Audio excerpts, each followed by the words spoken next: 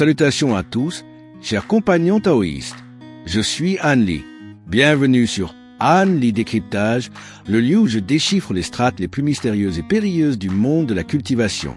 Aujourd'hui, il ne s'agit pas seulement de raconter une histoire, mais de vous montrer ce qu'est la pression spirituelle d'un cultivateur au stade de l'âme naissante et la cruauté des transactions souterraines dans l'ombre.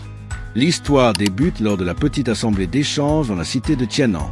Alors que le soleil couchant teignait de rouge le sommet de la cité, le maître taoïste Shang Ying, THNG, a soudainement jeté un grand filet, 7 ou 8 bêtes fantoches du niveau de la formation du noyau. Toute la salle a retenu son souffle. Mais ce qu'il voulait en échange était la pierre d'âme, qui n'est autre que le cristal de Bet-In-Ming à Min-Tutin, que j'avais risqué ma vie pour obtenir sur la terre du Yin-Ming. Tandis que la foule des cultivateurs au stade de la formation du noyau était encore hébétée face à cet objet étrange, je calculais déjà silencieusement. Ce Shang Ying a des origines extraordinaires et accumule de nombreux trésors, mais il ignore que ce qu'il considère comme un trésor inestimable s'entasse par piles dans mon sac de stockage. Je me suis avancé, jetant un bloc de cristal de bec gros comme un œuf de poule, l'échangeant contre la totalité des 6 marionnettes, sous les regards rouges de jalousie et de terreur des cultivateurs alentour. Une transaction éclair, mais j'avais eu le temps de semer une graine d'avidité et de curiosité dans le cœur de ce vieux taoïste, préparant ainsi mon prochain coup pour la nuit. En quittant l'assemblée, je suis allé chercher un pinceau pour fabriquer des talismans lorsque je suis tombé sur une scène insupportable. Sun Yuo Tona, le descendant d'une vieille connaissance, se faisait humilier et faussement accusé par un propriétaire de boutique au stade de l'établissement des fondations. C'est ici que le véritable spectacle commence. Je suis sorti de la foule, saisissant calmement le talisman déchiré des mains de Sun Yuo. Le propriétaire continuait de déblatérer, mais je n'ai posé qu'une simple question. Peux-tu répéter ce que tu viens de dire pour que ce Han puisse l'entendre encore une fois? À peine ces mots prononcés, je n'ai plus pris la peine de me dissimuler. J'ai laissé échapper un reniflement froid, un son pas très fort mais qui a frappé leurs oreilles comme un coup de tonnerre dans un ciel clair. Une vague de sens divin du stade de l'âme naissante, chargée d'une aura meurtrière accumulée au fil de centaines de combats à mort, s'est abattue comme un tsunami invisible. L'espace environnant semblait s'être figé. Le propriétaire et ses 2 apprentis ont eu l'impression que des dizaines de milliers d'aiguilles transperçaient leur conscience, du sang frais jaillissant du coin de leurs lèvres.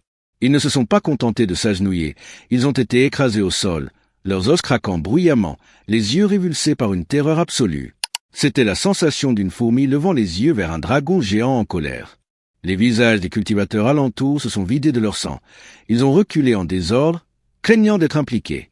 2 cultivateurs au stade de la formation du noyau passant par là n'ont eu que le temps de s'exclamer « Dieu patriarche à l'âme naissante » avant de rester pétrifiés sur place, le dos trempé de sueur froide. Tuer ces gens aurait été aussi simple que de retourner ma main, mais la cité de Tianan a ses lois. J'ai rétracté ma pression, laissant l'émissaire de la loi gérer les restes. Puis j'ai enveloppé Sun Yuo pour disparaître, laissant derrière moi une légende terrifiante dans le marché de l'Ouest.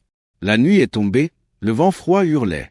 Je suis retourné seul au pavillon du dragon stellaire. À peine entré dans la pièce, j'ai agité la main. La porte se refermait violemment et une barrière d'isolation sonore invisible a immédiatement enveloppé la pièce. L'air à l'intérieur est devenu dense, tendu comme une corde sur le point de rompre. Le maître taoïste Shang Ying était assis là, un sourire aux lèvres mais le regard inquisiteur. Je n'ai pas perdu de temps et j'ai jeté le gros bloc de cristal de Bet-In-Ming, l'interrogeant directement sur l'essence d'or, Cantine. Il a tergiversé, comptant utiliser l'information pour faire monter les enchères. Mais lorsque j'ai retourné ma main, 2 boîtes de jade remplies de cristaux de bêtes sont apparues sur la table. À cet instant précis, l'intention meurtrière a explosé. Les pupilles de Shang Ying se sont contractées, l'avidité s'embrasant en lui. Il est au stade de l'âme naissante, moi aussi. Dans cette pièce close, tuer pour voler un trésor est chose courante. Mais alors qu'il s'apprêtait à bouger, je l'ai regardé droit dans les yeux. Mon regard était glacial, dénué d'émotion. Les 72 épées du nuage d'abeilles en bambou vers l'intérieur de mon corps ont vibré légèrement, l'énergie de l'épée se diffusant silencieusement, verrouillant tous ses points vitaux. Il a frissonné, la sueur perlant sur son front.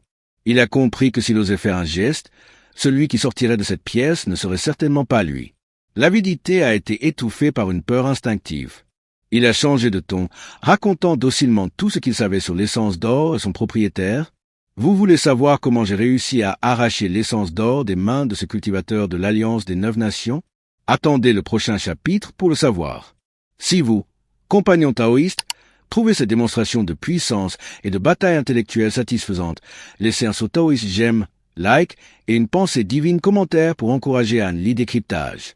Adieu.